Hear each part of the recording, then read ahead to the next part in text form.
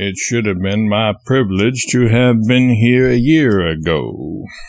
I received an invitation then from the high school, and I want to thank you now for that invitation. I appreciated it, and I would have accepted it had it not been an infirmity. That infirmity which has pursued me all my life and will pursue me to the end, an infirmity that is called by many names, and that is, well, in plain English, laziness. It was not born with me. I acquired it in Hannibal. I acquired many things here, and among others, laziness, which is now complicated with old age. I should have been here, but long ago I took a distaste to traveling on land. I don't mind a sea voyage, and if I could have come by water, I should have come. This may not seem to you a sufficient excuse, but it is sufficient to me. My weakness came upon me, and I yielded.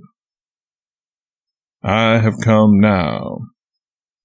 I am older now.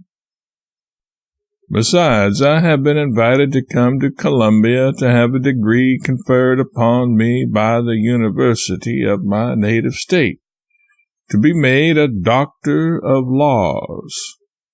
I seem peculiarly fitted for that avocation. I say I received an invitation from Columbia. In form it was an invitation, but in spirit it was a command for me to come and receive a degree which I have not earned. I appreciate the compliment, however, and obey the command of the university.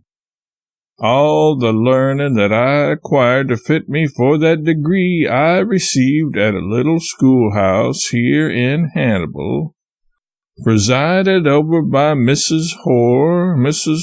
Torrey, Mr. Dawson, and Mr. Cross.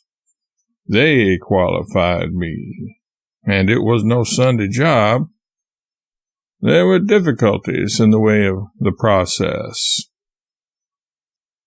In going around over Hannibal today, I noticed great differences between the Hannibal of today and that of 2 generations ago. Among other things, I noticed a difference in matters of intellectual taste.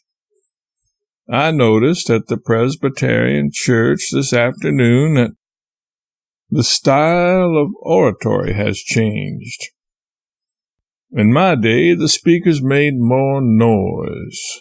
Their oratory was bombastic, full of gesticulation, pounding the pulpit, and all sorts of exterior suggestions of sense, combined with the utter absence of that quality. Today I discovered, as I discover here tonight, that the speakers had the modern grace of expression, the felicity of phrasing, every sentence charged with an idea.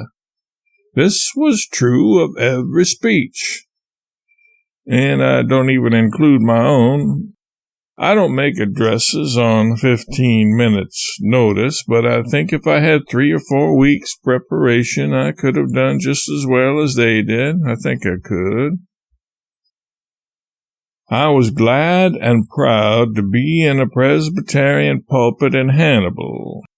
Many and many a time in my boyhood days here I went to the Presbyterian church by request, and often in those days I desired earnestly to stand in that Presbyterian pulpit and give instructions, but I was never asked until today.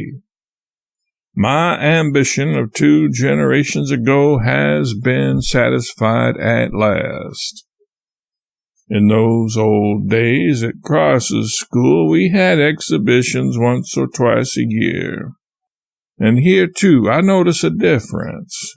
These young ladies tonight had grace in their delivery and originality in their productions. I say young ladies, for I wonder why the superior sex is in such a limited sort of minority. It is not so in life. It may be this is all you have, but get more. However, I must compliment these young gentlemen, too, for arriving at this, in the face of so much opposition. But as I was saying, in those old days, whenever there was an exhibition, all ages and both sexes took part. If there had been a dozen sexes, they would all have taken part, but there was never any instance where any speech had the least atom of originality. And a pupil that studied Latin, there was one boy, George Robards, who attained that great solitary eminence, that Alpine summit. George Robards studied Latin. Perhaps as many as 25 of you have reached that height. Yes, there was a difference in what we did. Instead of original work, such as you have for the most part presented here tonight, in what we did there was not a line of original thought or any originality of expression. It would have been thought there was something the matter with the boy or girl who would attempt such a thing. We had recitations, not culled out of literature, but a certain number, and these same ones were all recited every time. They were all poetry but one, and they were not tame poetry either. They were poems full of fire and action. That one prose selection was recited every time. It was, "Give me liberty or give me death." I never tried that one, but I believe I could repeat it now word for word from having heard it so often then by the other boys. We had 3 pieces of poetry. One was, "The Assyrian came down like a wolf on the fold, and his cohorts were gleaming with purple and gold." Another was, "Lokia, Lokia, beware of the day when the lowlands shall meet you in battle array, for a field of the dead rushes red on my sight, and the clans of Culloden were scattered in flight." But the one poem that was never omitted, the one poem that saved the intellectual life of Hannibal at that time, the standby that was never absent from any program was, "The boy stood on the burning deck." Today it has been so pathetic to shake the hand and look into the eye of old gray-headed boys and imagine, for I could imagine them, saying, "The boy stood on the burning deck." I must have met a half-dozen of these boys today who used to recite it, and always in the same way.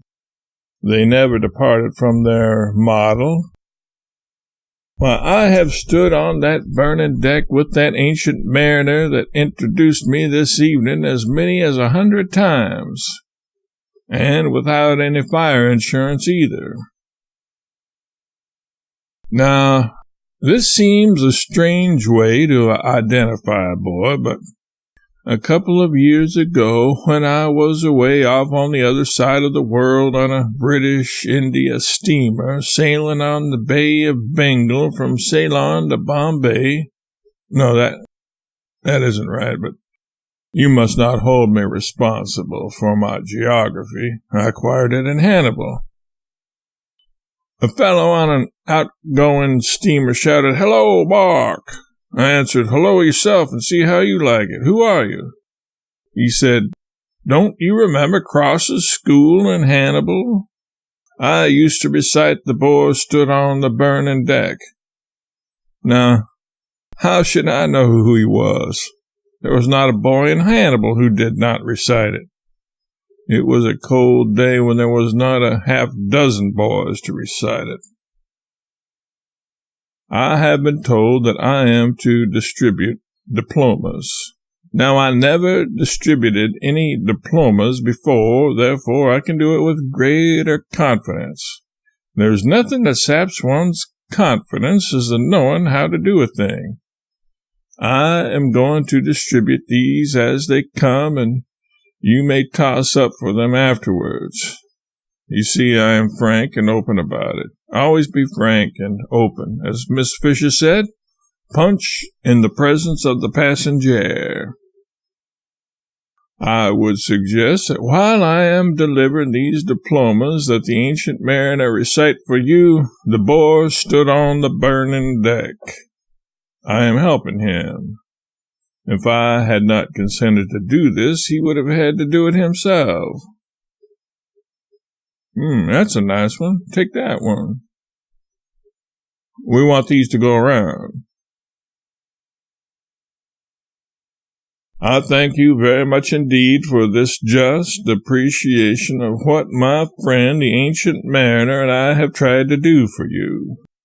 We wanted you to be pleased, and it seems to meet with your appreciation. I thank you for him and for myself.